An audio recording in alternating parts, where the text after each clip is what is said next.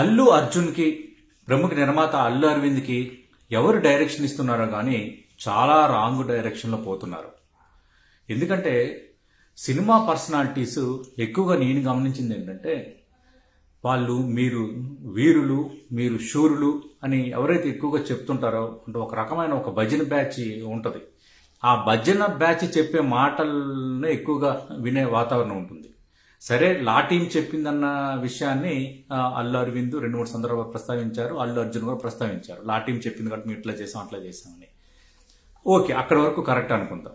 కానీ బయట ఏం జరుగుతుంది, మనం ఏ విధంగా వ్యవహరించాలి, ఎక్కడ తగ్గాలి ఎక్కడ నెగ్గాలన్న దానిపైన ఒక స్ట్రాటజీ లేదు అన్నది క్లియర్ కట్ గా అర్థమైపోయింది.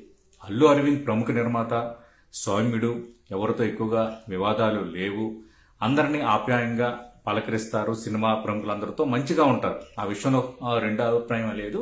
మీరు చూసారు ఎప్పుడు కూడా అల్లు అరవింద్ ఎక్కడ ఒక వివాదాలు కేంద్ర బిందువు కాలేదు. అల్లు అర్జున్ ఈ వివాదం తర్వాత ఆయన ఎక్కువ సార్లు బయటకు రావాల్సి వస్తుంది, స్పందించాల్సి వస్తుంది. కామన్ గా అది కొంత వాళ్ళకి ఇబ్బందికర పరిణామమే ఫ్యామిలీ పరంగా, నేను కాదనట్లేదు.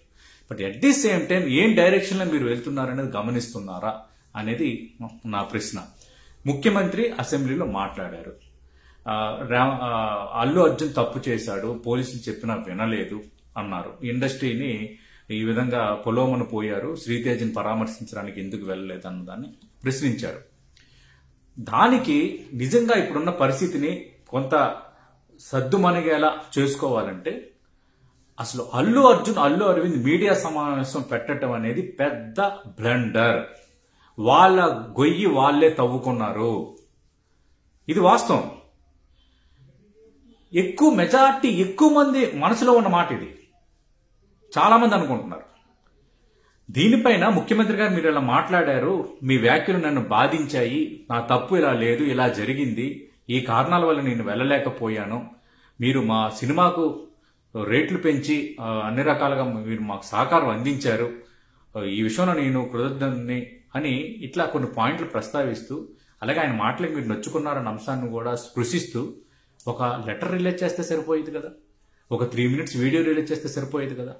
భారీగా మీడియా సమావేశం పెట్టినప్పుడు మీడియా సమావేశంలో చాలా రకాల అంశాలు వస్తాయి. కేవలం మీరు ఇచ్చే వివరణే కాదు కదా. మీడియా అన్ని రకాలుగా ప్రశ్నిస్తుంది, అన్ని రకాలుగా అడుగుతుంది. ఆ ఫ్లోలో కొన్ని సమాధానాలు తప్పు అవుతాయి. అదే జరిగింది.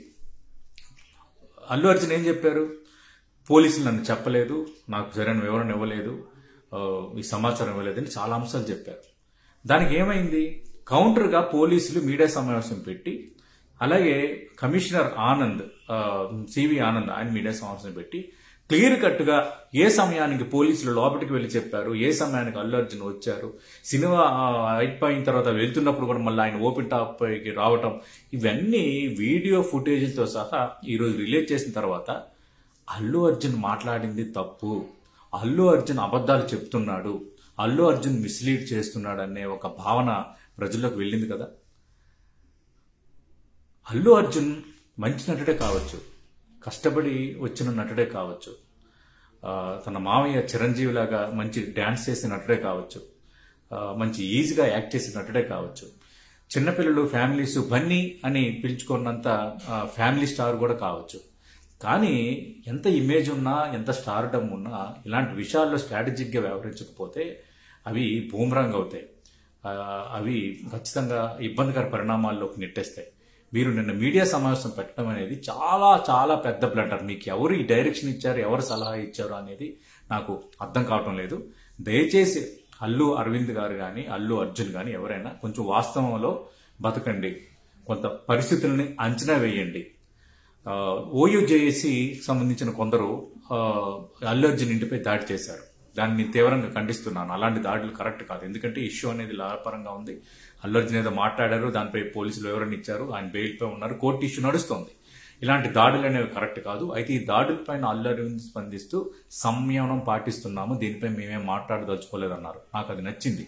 దానిపైన మాట్లాడితే మళ్ళీ ఇంకా అదొక కాంట్రవర్సీకి దారితీసే అవకాశం ఉంది. అందుకు ఈ విషయంలో మాత్రం మీరు ఆచితూచి వ్యవహరించాలి. నిన్న మీడియా సమావేశం పెట్టడం, ఈరోజు పోలీసులు ఈ విధంగా మాట్లాడడం అనేది ఇష్యూ అనేది కొంత పెరగడానికి కారణమైంది. కాబట్టి బీ కాషియస్.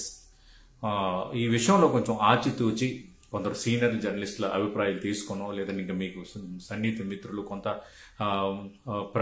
సమాజం పట్ల జరుగుతున్న పరిణామాల పట్ల ఒకవేళ ఇలా వ్యవహరిస్తే ఏం జరుగుతుందన్న అంచనా ఉన్న వ్యక్తిత్వాలతో మీరు మాట్లాడితే అది అనేది మీకు కొంత ఇబ్బంది నుంచి బయటపడడానికి కూడా ఒక ఛాన్స్ ఉంటుంది.